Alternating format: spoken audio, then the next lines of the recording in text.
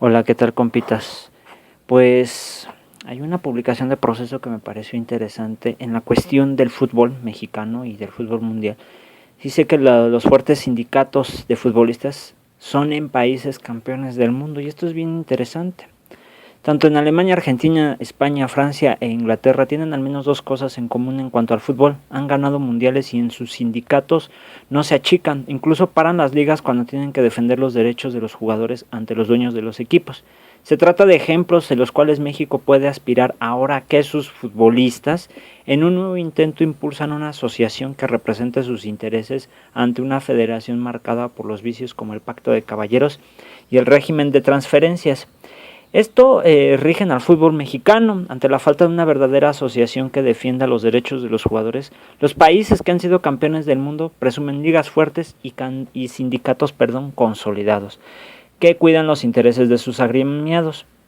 En México, por órdenes de la FIFA, recientemente desapareció la comisión del jugador encargada de velar por los futbolistas, pero no obstante estuvo supedita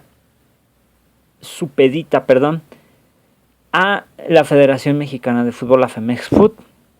Rafa Márquez, quien abanderaba un proyecto encaminado a crear un sindicato de futbolistas donde realmente los defendiera, pero el plan se frustró todo por meterse con la cuestión del lavado de dinero del narcotráfico y cosas que pues de verdad de ahí todavía me hacen dudar mucho de Rafa Márquez, en fin.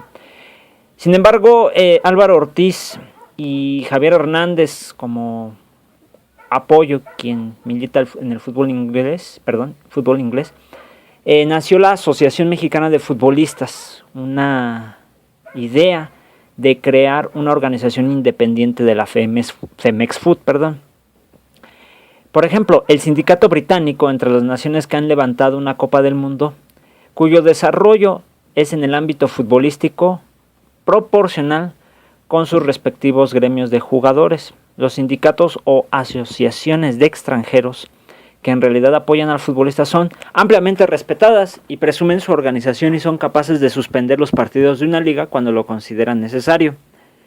Por ejemplo, hablando de Inglaterra, la Asociación Británica de Futbolistas Profesionales es la más antigua y una de las principales de su tipo en el mundo. Ha impulsado ampliamente los derechos y el poder de negociación de los jugadores, quienes como gremio han tenido fuertes enfrentamientos con poderosos clubes de la Liga Premier.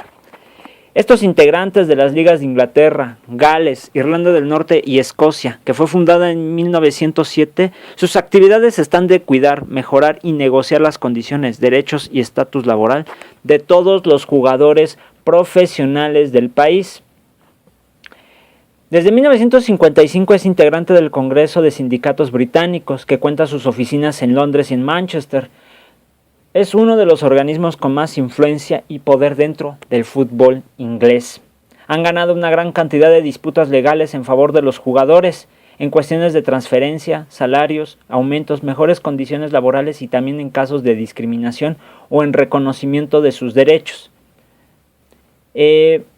A esta comisión se le ofrecieron solo 5.2 millones de libras esterlinas de un convenio valuado en 550 millones anuales por los derechos televisivos de todos los partidos de la Liga Premier. Eso representaba al menos 1% del total, pero después de meses de negociaciones en 2001, el sindicato logró quedarse con 5% de estos ingresos, después con 7%, equivalente a 22 millones de libras, casi 29 millones de dólares actualmente.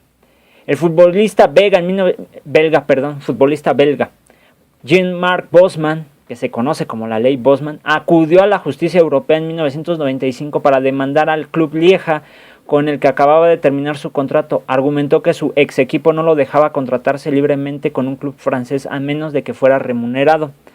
Con esto ganó el pleito y estableció que los futbolistas contratados para trabajar en países miembros de la Unión Europea, se transforman automáticamente en agentes libres al término de sus contratos, sin necesidad de pagar comisiones y compensaciones ni cualquier otro cobro extra legal.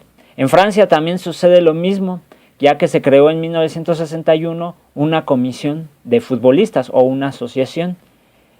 También en España, la Asociación de Futbolistas ha estado muy activa en los últimos años. En mayo pasado impugnó la imposición de horarios de partidos para las tardes de verano, cuando el calor suele ser muy intenso. En Argentina también en 1944, que cuenta con un instituto de medicina y con la fundación de El Futbolista. Su historia es muy larga. Detalla una primera huelga en 1948 que se realizó contra el gobierno de Juan Domingo Perón. Y la más reciente ocurrió en marzo pasado, cuando la agrupación postergó el inicio del torneo oficial. En Alemania, por ejemplo, el sindicato de futbolistas les ofrece servicios de prevención y protección de derechos laborales. También los orienta en materia de formación y planeación profesional, así como servicios médicos, además de asesorarlos en materia psicológica, en deportes, competencia integral y relación con los medios de comunicación. Esto fue fundado en 1987. Fíjense nomás, es algo increíble que se den en estos países donde pues son potencia mundial, tienen una de las mejores ligas. México, no sabemos hasta dónde vaya a llegar con esta asociación de futbolistas. Sabemos que la política está pudriendo todos los sectores que existen, o todo lo que quiere tocar. Vamos a ver qué sucede más adelante. Ahí se los dejo, compitas, y reflexiónenlo. Saludos.